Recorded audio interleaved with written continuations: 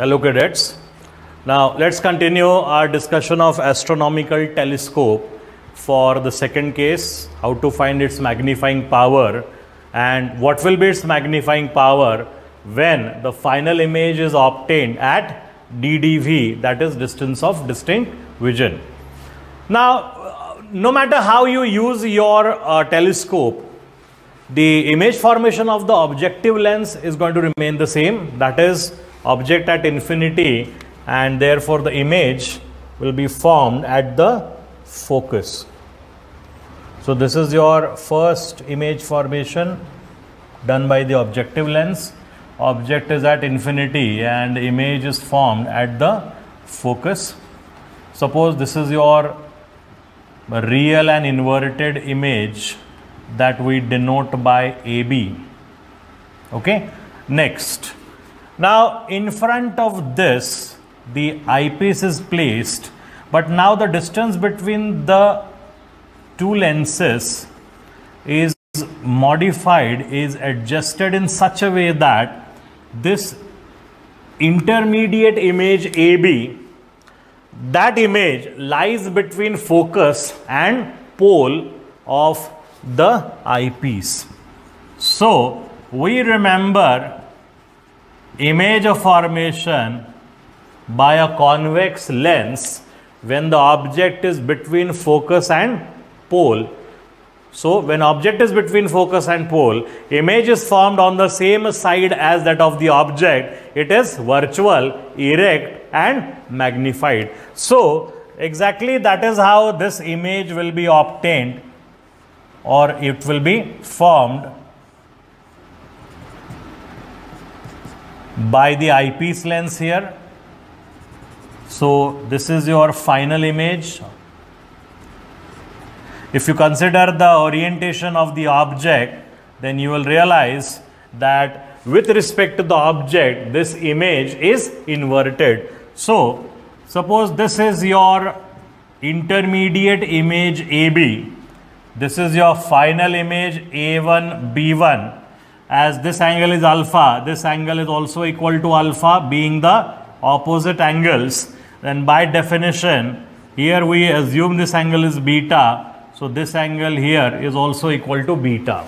Next, the image formation for the objective lens has remained the same. Object at infinity, image at the focus, meaning that this distance here is equal to focal length of the objective lens, whereas now we will have to denote this distance simply by UE. UE is the object distance for the eyepiece.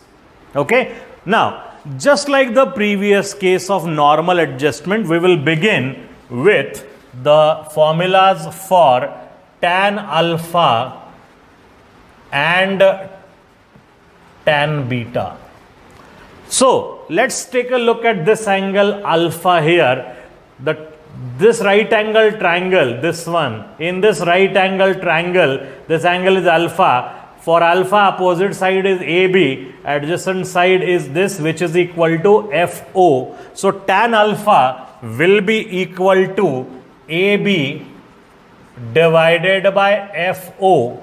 Similarly, as this angle is beta, we say this angle is also equal to beta. Now let's look at this small right angle triangle that we have got here. For angle beta, opposite side is AB and the adjacent side is UE, object distance for the eyepiece. So tan beta is going to be equal to AB divided by UE. Therefore, tan beta divided by tan alpha will be equal to, tan beta is AB upon UE and tan alpha is AB upon FO. So AB will get cancelled. You get this as FO upon UE.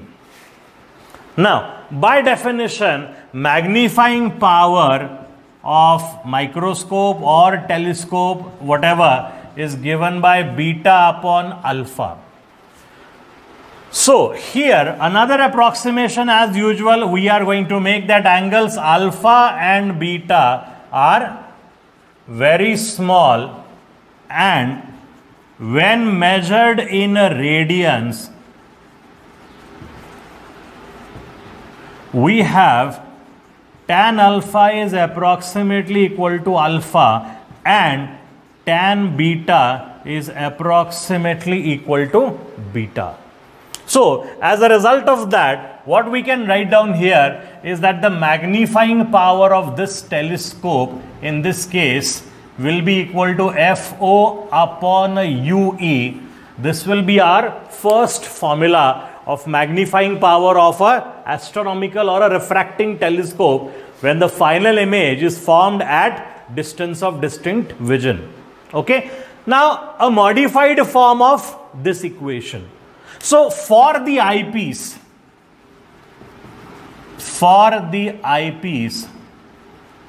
I can write the lens equation first.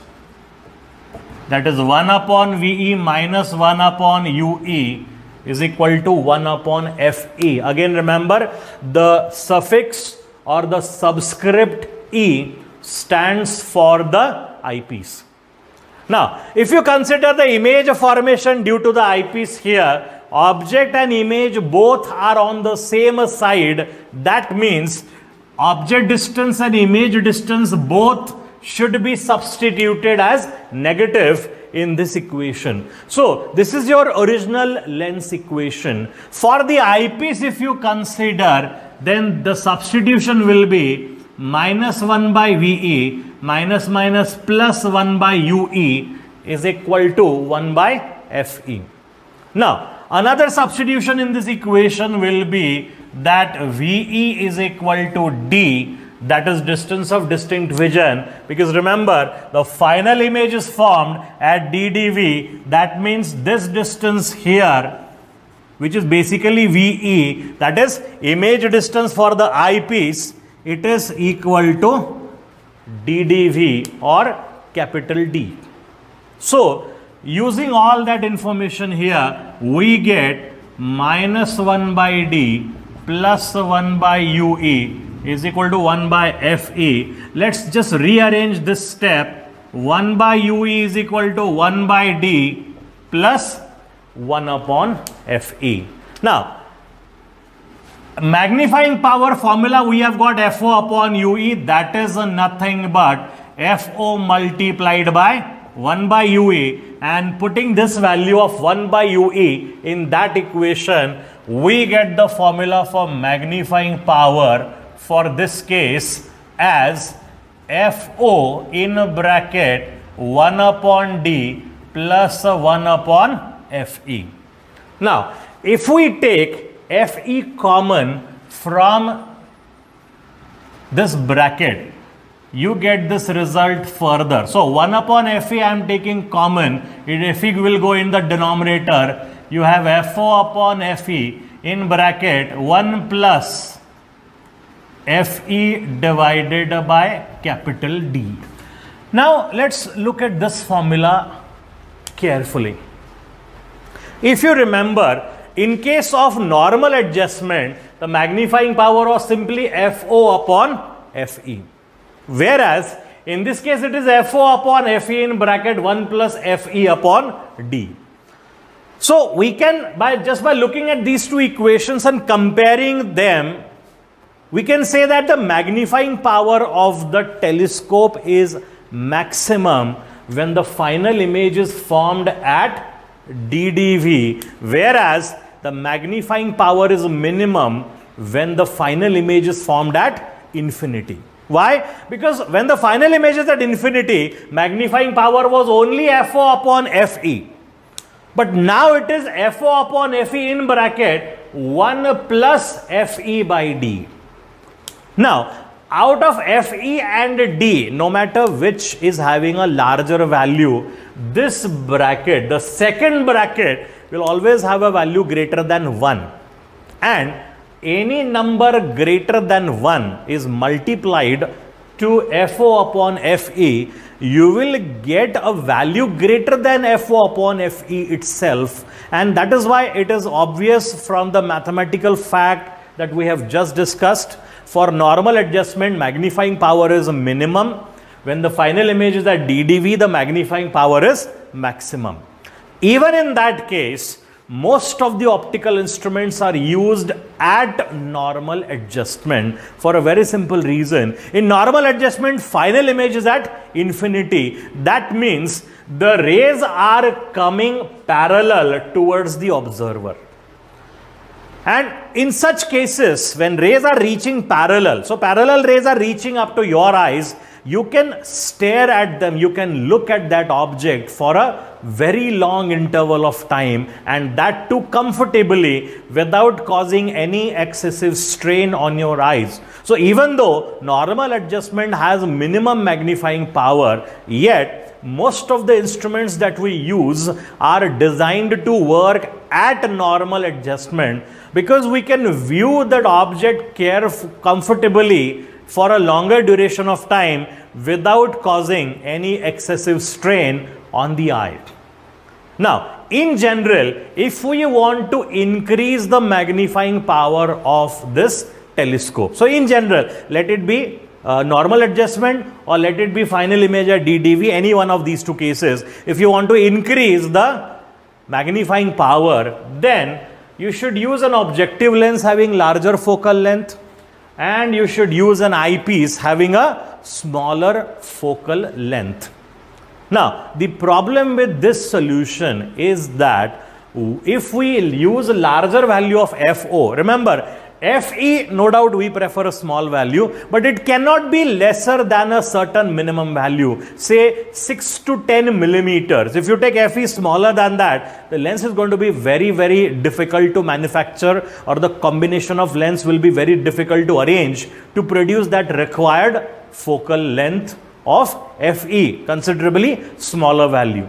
Next, if FO is made very large, the total length of the telescope also becomes quite large. So you cannot have a portable telescope, easy to carry and easy to transport, if you choose a very high value of FO.